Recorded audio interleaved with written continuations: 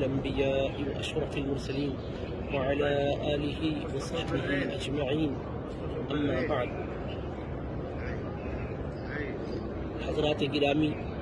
اللہ رب العزت کا بے پایہ لطف و احسان ہے اور فضل و امتنان ہے کہ ہم حضور نبی پاک صلی اللہ تعالی علیہ وآلہ وسلم کے دربار گہربار میں حاضر ہیں۔ ماہ رمضان کی آمد ہے۔ اس موقع پر مسند احمد بن حنبل کے حوالے سے ایک حدیث مبارک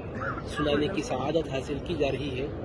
حضرت نبی اکرم صلی اللہ تعالی علیہ وآلہ وسلم نے ارشاد فرمایا: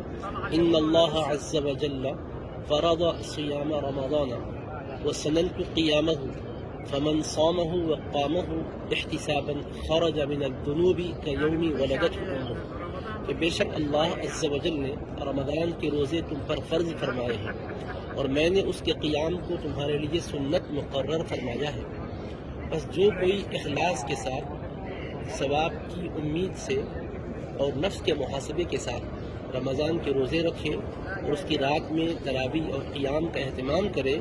تو وہ اپنے گناہوں سے ایسے ہی نکل آتا ہے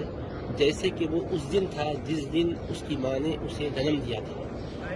اس حدیث پاک میں رمضان کے روزے رکھنے والوں کے لیے اور تراویح کا اہتمام کرنے والوں کے لیے، قیام لیل کا اہتمام کرنے والوں کے لیے غیر معمولی بشارت نبی پاک علیہ السلام نے عطا فرمائی ہے کہ وہ اس کا اہتمام جب کر لیتے ہیں تو گناہوں سے ایسے ہی پاک ہو جاتے ہیں جیسے کہ وہ اس دن تھے جس دن ان کی ماں نے انہیں جنم دیا تھا۔ یہ حدیث مبارک دراصل بخاری و مسلم میں حج بیت اللہ کی سعادت کرنے والوں کے لیے وارد ہے۔ من حج للہ فلم یرفث ولم یفسق رجع کیوم ولدته امہ، جو اللہ کے لیے حج کرے اور اس میں کوئی خلاف شرع کام نہ کرے، بیہودہ گفتگو نہ کرے، تو وہ اپنے گناہوں سے ایسا ہی پاک ہو کر گھر لوٹتا ہے جیسے کہ وہ اس دن تھا جس دن اس کی ماں نے اسے جنم دیا تھا۔ تو گناہوں سے پاک ہو کر ماں کے پیٹ سے پیدا ہونے والی حالت میں اس وقت آئے گا جب کہ وہ اللہ کی رضا کے لیے پوری پابندی سے حج کر کے گھر لوٹے گا، اور یہ سعادت اس کو ملے گی جس پر حج فرض ہے، یہ اس کو ملے گی جو صاحب استطاعت ہے، جو سرمایہ دار ہے، اور اس سعادت کے حصول کے لیے اسے مکہ مکرمہ پہنچنا ضروری ہے۔ نبی پاک علیہ السلام قریب پرور پیغمبر ہے، آپ کی رحمت کے دریا کو جوش آیا،